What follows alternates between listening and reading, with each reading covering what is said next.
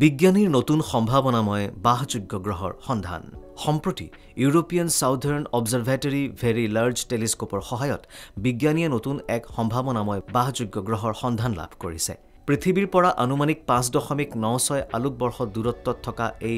Exo প্লেনেটটোৱে অৱস্থান কৰিছে গ্ৰহটোৰ নাম বাৰ্নাৰ্ডছ বি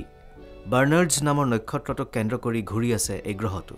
ইয়াৰ আগে এই গ্ৰহটোক লৈ আলোচনা হৈছিল যদিও বিজ্ঞানীয়ে নিশ্চিত হ'ব পৰা নাছিল সম্প্ৰতি ভেৰি লাৰ্জ টেলিস্কোপৰ সহায়ত বিজ্ঞানীয়ে এই গ্ৰহটোৰ অৱস্থিতি সন্দৰ্ভত নিশ্চিত হৈ পৰিছে আনহাতে বিজ্ঞানীয়ে নিবিড়ভাৱে গৱেষণা আৰু পৰ্যবেক্ষণ কৰি কৈছে যে বাৰ্নাৰ্ডছ বি গ্ৰহটোত পানী থকাৰ সম্ভাৱনা আছে আনকি বায়ুমণ্ডল আৰু অন্যান্য উপাদানো থাকিব পাৰে বিজ্ঞানীয়ে জনোৱা মতে নক্ষত্ৰটোত এনে আৰু 3টা গ্ৰহ থাকিব পাৰে কিন্তু হেবিটেবল জোনত আছে কেৱল এই বাৰ্নাৰ্ডছ বি গ্ৰহটোহে এই গ্ৰহটোৰ তাপমাত্ৰা পৃথিৱীৰ দৰে শক্তিশালী নহয় বাবে বিজ্ঞানীয়ে এই গ্ৰহত পানী থকাৰ সম্ভাৱনা ব্যক্ত কৰিছে